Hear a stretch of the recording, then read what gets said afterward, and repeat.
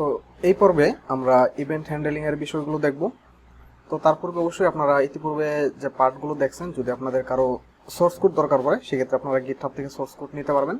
তো আপনারা গিটহাবে যাবেন, দেন github.com/csc_pro_a2z। তো এখানে আরো অনেক রিপোজিটরি আছে, যদি আপনাদের কোনো সোর্স কোড কাজে লাগে সেক্ষেত্রে আপনারা এখান থেকে নিতে পারবেন। ওকে, তো আমরা চলে যাই ইভেন্ট হ্যান্ডেলিং এ। তো ইভেন্ট হ্যান্ডেলিং এর এখানে আর যা কিছু আছে আমরা স্টেপ বাই স্টেপ মোটামুটি সব কিছু দেখার চেষ্টা করব। তো ইতিপূর্বে আমি অলরেডি এডিটরে জাস্ট অন্যান্য পার্টের মতন এখানে একটি ভিউয়ার ইনস্ট্যান্স তৈরি করে রাখছি এবং view3 ইভেন্ট হ্যান্ডেলিং নামে একটি s3 ট্যাগের মধ্যে দিয়ে রাখছি। দেন ডাটার মধ্যে কিছু নেই, মেথডসের মধ্যে কিছু নেই।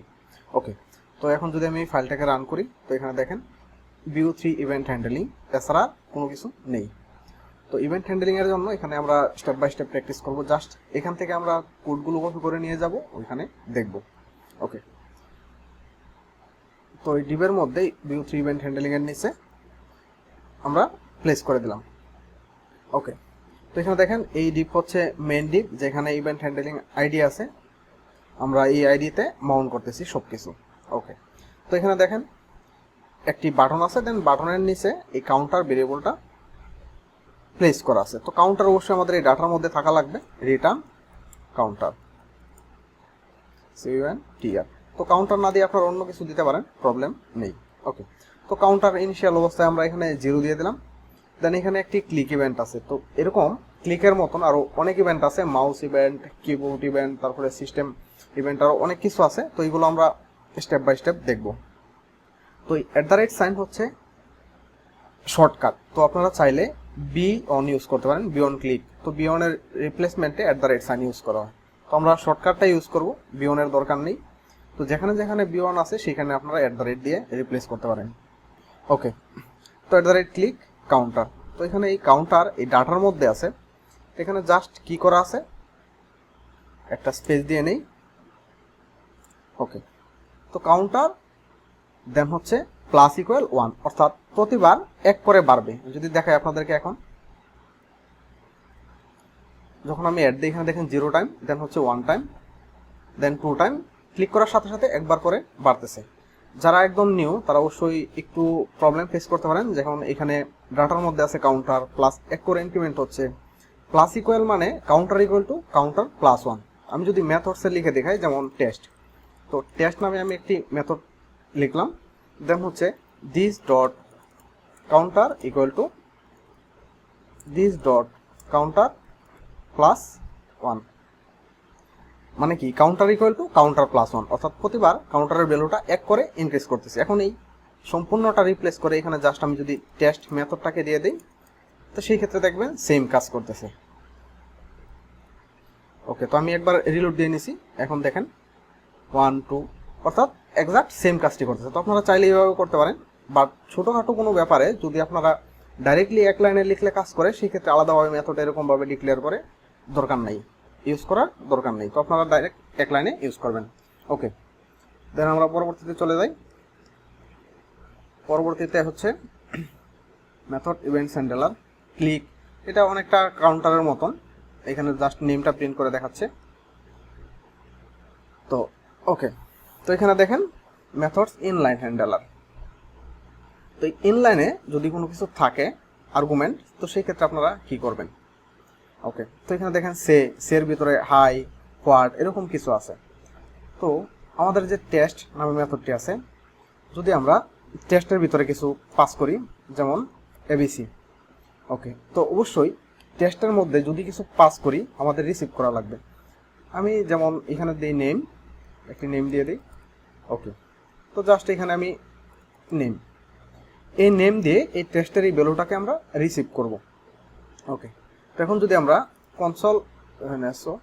console.log নেম দেই, তো console.log-এ জাস্ট এই নেমটা দেখাবে।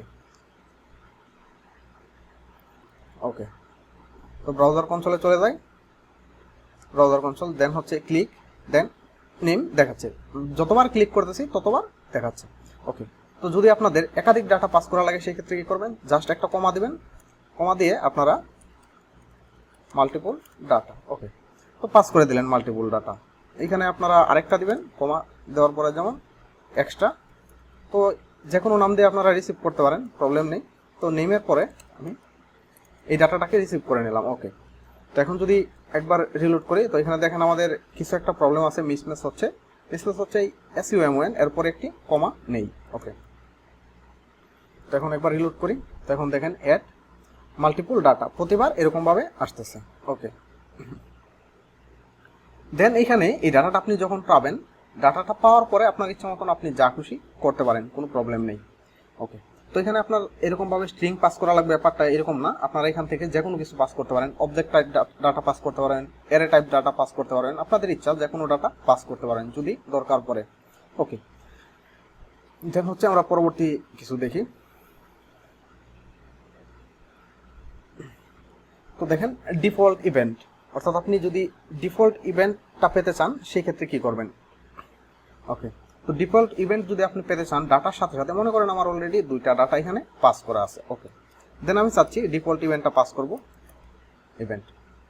দেন আমি জাস্ট এখানে যদি ডলার ইভেন্ট, তো এটা আমার ডলার ইভেন্ট দেওয়া লাগবে ব্যাপারটা এরকম না, এখানে আমি ABC দিতে পারি, প্রবলেম নেই। বাট এখানে দেখেন উপরের দিকে এই বিষয়টা লক্ষ্য রাখবেন, এটা ইভেন্ট দিবেন। আর এখানে আপনি যখন ভ্যালুটা রিসিভ করবেন আপনি যে কোনো নাম দিতে পারেন। ওকে, ইভেন্ট। তো এখন দেখেন এই ইভেন্টের ইভেন্ট থেকে যে সকল ডাটাগুলো থাকার কথা সব কিছু কিন্তু এখানে আছে। এইভাবে আপনারা ডিফল্ট ইভেন্টটা পেতে পারেন। ওকে, দেন হচ্ছে আমরা পরবর্তীতে চলে যাই, বাটন 1 ইভেন্ট 2 ইভেন্ট। এখানে দেখেন যদি আপনি মাল্টিপল মেথডস একসাথে মাল্টিপল মেথডস ইউজ করতে চান এবং মাল্টিপল মেথডসে ডাটা পাস করতে চান, সেই ক্ষেত্রে আপনি কি করবেন, জাস্ট এই বাটনটাকে নিয়ে নেই, Ctrl+C। তো এখানে দেখেন দুটি আছে, একটি হচ্ছে 1 এবং অন্যটি হচ্ছে 2। অবশ্যই আমাদের এই মেথডসের আন্ডারে 1 এবং 2 নামে দুটি মেথড থাকা লাগবে। ওকে, 1 এবং 2। দেন 1 এবং 2-র মধ্যে আপনি এখান থেকে একাধিক ডাটা পাস করতে পারেন, কোনো প্রবলেম নেই। 1 2 এর মধ্যে দেন আপনি যে ডাটাগুলো পাবেন, এখানে ডাটা পাবেন, পাওয়ার পরে সেম টাইমে দুটাতে ডাটা আপনি পেয়ে যাবেন। তো পাওয়ার পরে আপনি আপনার ইচ্ছা মতন যে কোনো কিছু করতে পারবেন। এভাবে আপনি চাইলে সিঙ্গেল ক্লিকে আপনি মাল্টিপল মেথডেও ডাটা পাস করতে পারেন। ওকে, দেন হচ্ছে ইভেন্ট মডিফায়ার। তো এখানে দেখেন বেশ কিছু ইভেন্ট মডিফায়ার আছে, stop, prevent, capture, self, one, passive. তো এগুলো স্পেসিফিকভাবে এক একটা আলাদাভাবে এক একটা কাজ করে থাকে। তো স্টপ কি কাজ করে, প্রিভেন্ট কি কাজ করে, তো এগুলো আপনারা একটা একটা করে যদি আমি আপনাদেরকে দেখাই সেক্ষেত্রে বুঝবেন। বাট এখানে আপনারা এই যা লেখা আছে লেখাগুলো একটু ভালোভাবে পড়ার চেষ্টা করবেন, তো সেক্ষেত্রে হয়তো বা কিছু একটা আইডিয়া পেতে পারেন। ওকে, তো আমি এখন আপনাদেরকে দেখাই। দেন হচ্ছে আমি ফার্স্টেই ফ্রম ডাটাটা দিয়ে দেখাই। ফ্রম, যখন আপনি একটা ফর্ম সাবমিট করেন, তো এটা ফর্ম না দিয়ে আমি যদি দিয়ে দেখাই, এর মধ্যে যদি আমি দেই @ক্লিক, মনে করেন টেক। ওকে, তো অ্যাটেক নামে একটি মেথডস থাকবে আমাদের। স্টেপের মধ্যে https://google.com। ওকে, গুগল। তো এখন যদি এই ফাইলটা দেখি আমরা, সেক্ষেত্রে দেখেন গুগল লেখা দেখাচ্ছে, বাট যখনই আমি ক্লিক দেই সেক্ষেত্রে কিন্তু পেজটা রিলোড হয়ে যাচ্ছে। ওকে, তো আপনি যদি এই রিলোডটা বন্ধ করতে চান সেক্ষেত্রে আপনি কি করবেন, জাস্ট এই ক্লিকের সাথে সাথে যদি আপনি ইউজ করেন click.prevent, তো সেক্ষেত্রে দেখবেন আর রিলোড নিচ্ছে না, ক্লিক হচ্ছে বাট রিলোড নিচ্ছে না। তো এরকমভাবে আপনি রিলোড বন্ধ করবেন। ক্লিকের সাথে সাথে এখানে আসলে ক্লিক হচ্ছে কিনা আপনারা যদি চেক করতে চান, console.log চেক। ওকে, গুগল, তো এখানে দেখেন চেক চলে আসছে। ওকে, তো আমরা পরবর্তীতে চলে যাই, click.stop। তো এটা আমরা এখানে দেখি যে ডট স্টপে কি কাজ করে, স্টপ। ওকে, মেথডসের মধ্যে কনসোল ডট লগ স্টপ।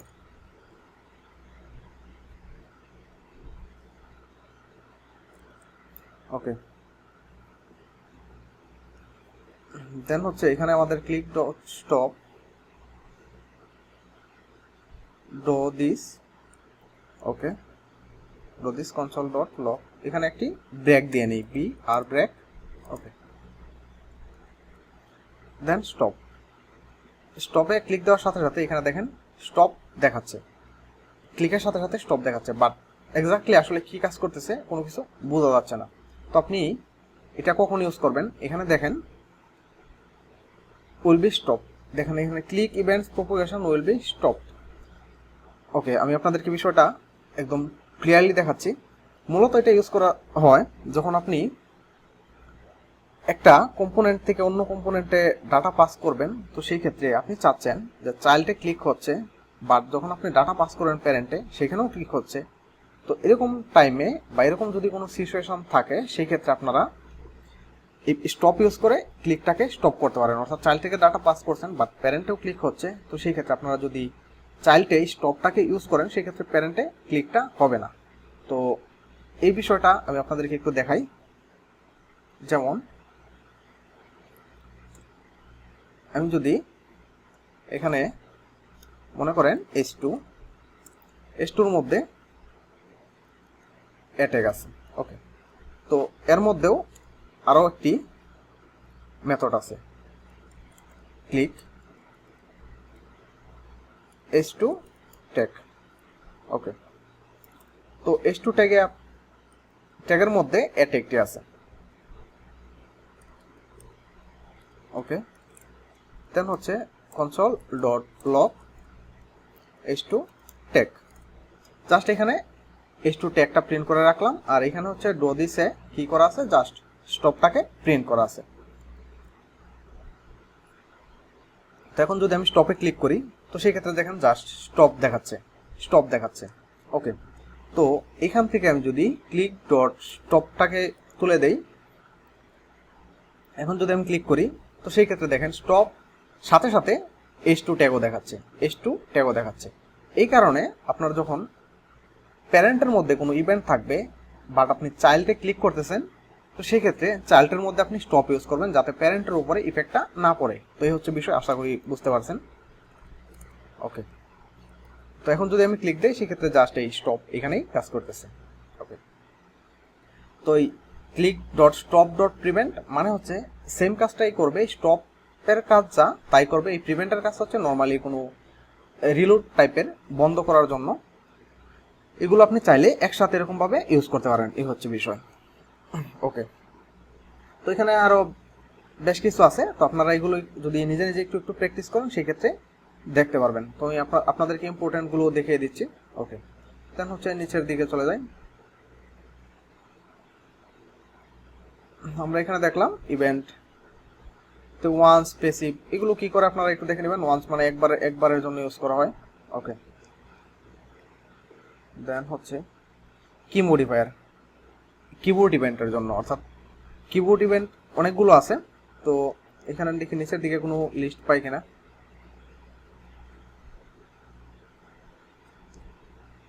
কি মডিফায়ার্স, এন্টার ট্যাব, ডিলিট, অর্থাৎ ভ্যানিলা জেএসের যতগুলো ইভেন্ট আছে যেমন কি আপ, এন্টার, কি ডাউন, যা কিছু আছে আপনারা এখানে সবকিছু এরকমভাবে ইউজ করতে পারেন। যেমন আমি আপনাদেরকে দেখাই, কন্ট্রোল সি একটা কপি করে নিলাম। এখানে আমরা যদি একটা ইনপুট ফিল্ড দেই, ওকে, কি আপ ডট এন্টার এগুলো সাবমিট নামে একটি মেথড। তো সাবমিট নামে মেথডটা আমাদের তৈরি করা লাগবে। ওকে, দেন হচ্ছে কনসোল ডট লগ, এখানে জাস্ট কি আপটা প্রিন্ট করে রাখলাম। কখন, যখন এখানে আমরা এন্টার দিব, কিছু টাইপ করার পরে যখন আমরা এন্টার দিব। ওকে, তো এখানে দেখেন ইনপুট ফিল্ড আসছে। আমি যদি কিছু টাইপ করি, কিছু হচ্ছে না, বাট যখন আমি এন্টার দিব তো সেইখানে এখানে দেখেন কি আপ দেখাচ্ছে। ওকে, এই হচ্ছে বিষয়। তো এরকম ভাবে কি আপ না, কি আপ, কি ডাউন, অন, কি প্রেস, এরকম যত কিবোর্ড ইভেন্ট আছে আপনারা সবকিছু ইউজ করতে পারবেন। ওকে, তো এখানে দেখেন কিবোর্ড ইভেন্ট ডট কি কি, এখানে দেখেন পেজ ডাউন। এই পেজ ডাউন আসলে কি, কি আপ ডট পেজ ডাউন, আমি আপনাদেরকে বিষয়টা বোঝাচ্ছি। কি আপের পরে এখানে দেখেন কই আমাদের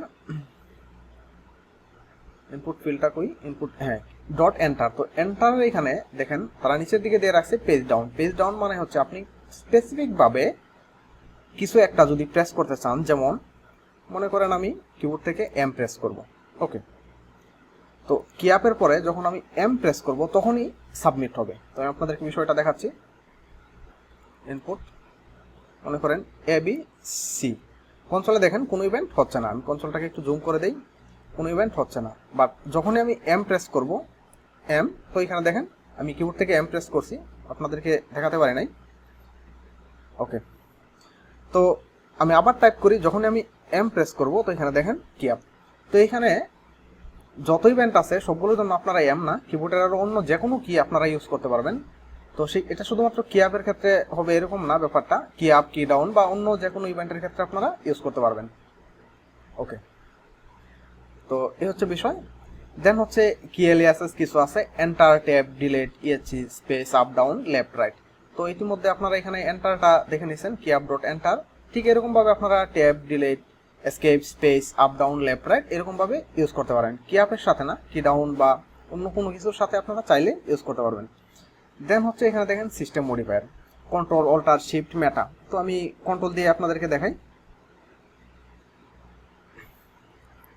ওকে, dot alter, key up dot alter dot enter. তো এখানে দেখেন জাস্ট এটাকে যখন কপি করে নিয়েছি, অল্টার ডট এন্টার, ক্লিয়ার। তো ক্লিয়ার নামে আমাদের একটি মেথড থাকা লাগবে, method console dot log clear. Okay, এখন ব্যাপারটা কি হচ্ছে, কি আপ যখন আমি কোনো কিছু কিবোর্ড থেকে টাইপ করব, দেন হচ্ছে সাথে সাথে অল্টার প্রেস করে যখন আমি এন্টার দিব এটা তখনই কাজ করবে, আদারওয়াইজ কাজ করবে না।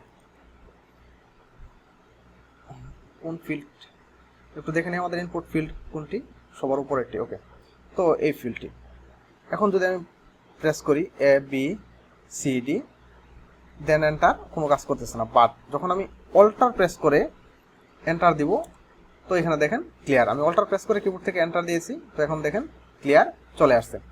তো এই হচ্ছে বিষয়। এরকমভাবে আপনারা এখানে দেখেন enter, tab, delete, escape, space, up, down এই সবগুলোরে আপনারা ইউজ করতে পারেন, কোনো প্রবলেম নেই।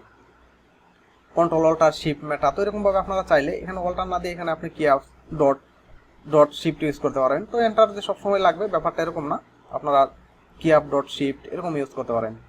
আমাদের এক্সাক্ট বলতে একটি বিষয় আছে। তো এক্সাক্টের মানে হচ্ছে এখানে দেখেন প্রতিটাতে আলাদা আলাদাভাবে ডেসক্রিপশন দেওয়া আছে। আপনারা কি করবেন, এক্সাক্ট কাজ করার জন্য ক্লিকের পরে যদি আপনি এক্সাক্ট দেন এটা তখনই কাজ করবে যখন আপনি শুধুমাত্র ক্লিক করবেন, তখনই কাজ করবে, অন্য কোনো কিছু করলে কাজ করবে না। তো এখানে দেখেন ক্লিক কন্ট্রোল এক্সাক্ট, এটা তখনই কাজ করবে যখন আপনি শুধুমাত্র কন্ট্রোলে প্রেস করে ক্লিক করবেন, তখনই কাজ করবে। তো এক্সাক্টের মানে হচ্ছে এটাই, আপনি যদি স্পেসিফিকভাবে কোনো কিছুতে কাজ করতে চান, সাপোজ মনে করেন আপনি যখন ক্লিক করবেন তো সেই ক্ষেত্রে আপনি ক্লিক করার সময় আপনি চাইলে শিফটও প্রেস করে ক্লিক করতে পারেন। বাট যদি আপনি ক্লিক ইভেন্ট ইউজ করেন সেক্ষেত্রে আপনি যখন শিফট প্রেস করে ক্লিক করবেন তো তারপরেও কাজ করবে।